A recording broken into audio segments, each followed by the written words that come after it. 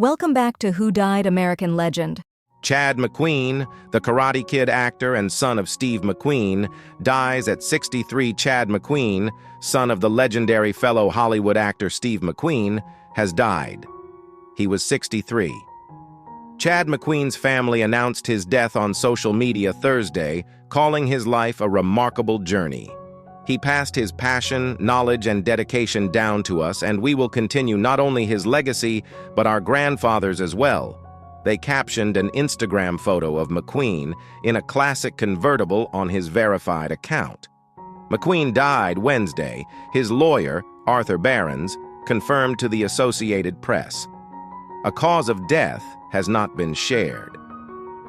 His passion for racing not only highlighted his exceptional talent, but also served as a way to honor his father's legacy, a testament to the values instilled in him, his family wrote.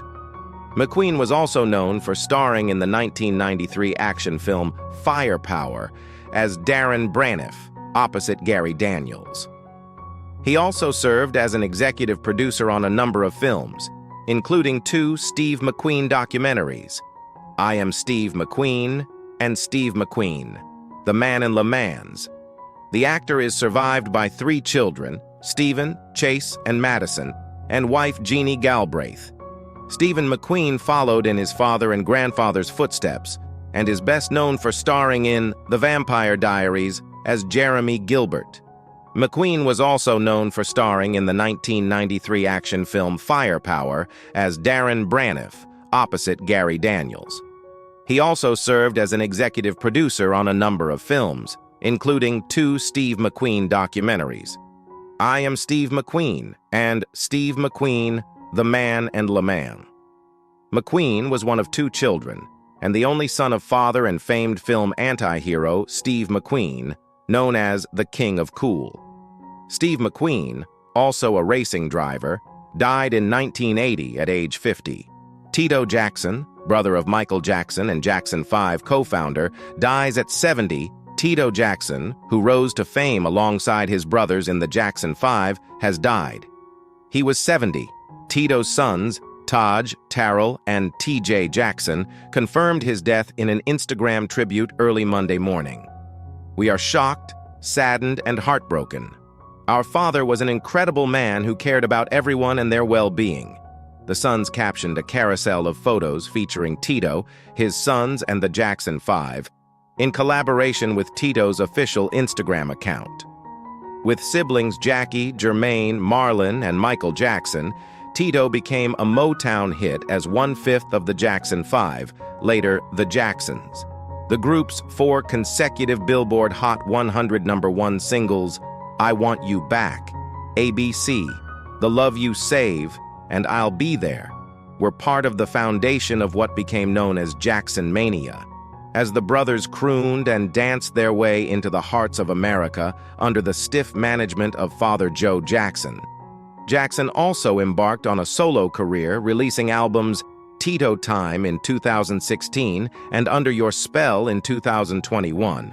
He released new music as recently as last year, joining forces with Brazilian singer Natalia Domini for their song Attitude and its accompanying music video. Tito Jackson mourned his brother Michael over the summer on the 15th anniversary of his death earlier this year. Tito Jackson shared a black and white image of his younger brother with the hashtags 15 years without Michael Jackson, Chaka gone too soon, always in our hearts, MJ forever, miss you much, no words. Just 4 days before his death, Jackson and brothers Jackie and Marlon visited a memorial for Michael in Munich before a concert they performed together. We're deeply grateful for this special place that honors not only his memory, but also our shared legacy, Tito Jackson wrote on Instagram with a photo of the brothers at the memorial site, covered in flowers and featuring photos of Michael Jackson. Thank you for keeping his spirit alive. Tito, Jackie, and Marlon have been performing as the Jacksons, with upcoming concerts scheduled for October 25 in Atlantic City, New Jersey, and November 1 in Cincinnati, Ohio. Tito Jackson is survived by his 3 sons, whom he shared with late ex-wife Dolores Martes. James Earl Jones, acclaimed Field of Dreams actor and voice of Darth Vader, dies at 93. James Earl Jones, whose acting career was every bit as rich and resonant as the iconic bass voice that gave sinister malevolence to Darth Vader in the Star Wars films, died Monday. He was 93. He passed this morning surrounded by his loved ones, McPherson said. He was a great man.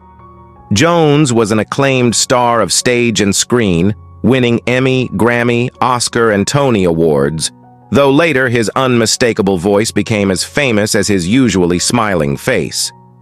He invited generations of TV viewers with the signature "This is CNN" line for the cable news channel, had parental gravitas as the brave Mufasa in Disney's classic 1994 animated The Lion King and its 2019 remake, but was most famous for his signature lines, "I am your father," as Vader.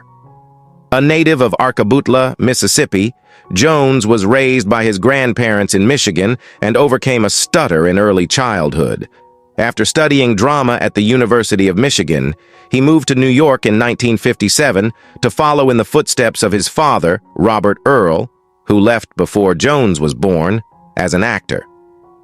The next year, he made his Broadway debut in Sunrise at Campobello, beginning a storied theater career that included Tony-winning turns in The Great White Hope, 1969, and Fences, 1987, as well as high-profile roles in Cat on a Hot Tin Roof, Driving Miss Daisy, and You Can't Take It With You.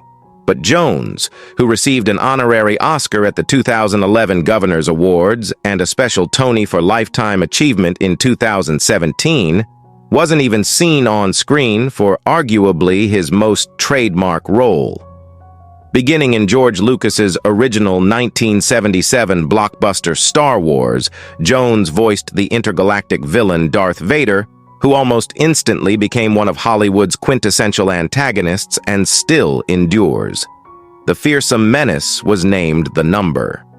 3 film villain of all time by the American Film Institute, behind only Hannibal Lecter and Norman Bates. Jones also revisited his famed Star Wars character for a cameo in the 2019 film Star Wars: The Rise of Skywalker. The actor later authorized the use of archival recordings of his voice, supplemented by artificial intelligence for future projects in the franchise, sound editor Matthew Wood told Vanity Fair in 2022. Aside from his Obi-Wan Kenobi appearance, Jones's final role was his reprisal of King Jaffe Joffer in 2021's Coming Seguth America, a sequel to the 1988 comedy Coming to America. Daytime talk show legend Phil Donahue, who's pioneering The Phil Donahue Show revolutionized TV with studio audience participation on topical social issues, has died. He was 88. Donahue's death was confirmed Monday by a family spokesperson, Susie Aarons, who said Donahue died peacefully following a long illness, surrounded by family members and his beloved golden retriever, Charlie. Donahue, who was married to actress Marlo Thomas for more than 40 years, hosted more than 6,000 episodes of his game-changing The Phil Donahue Show, later shortened to Donahue, from 1967 to 1996. At the peak of Donahue's nationally syndicated TV reign, the silver-haired host was a familiar TV presence, charging across the studio with his cordless microphone to allow audience members to weigh in on the discussions. Born in Cleveland on December 21, 1935, the Irish Catholic host blazed a new TV path when The Phil Donahue Show premiered on November 6, 1967.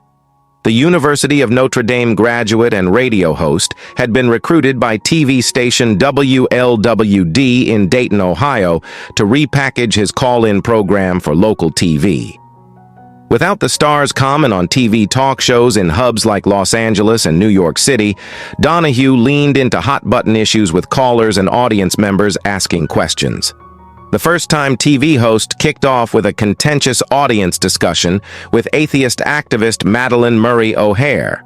Donahue's innovation of encouraging studio members to participate in the often emotional mix of news and cultural issues was a significant change from celebrity chat show predecessors like Merv Griffin and Mike Douglas.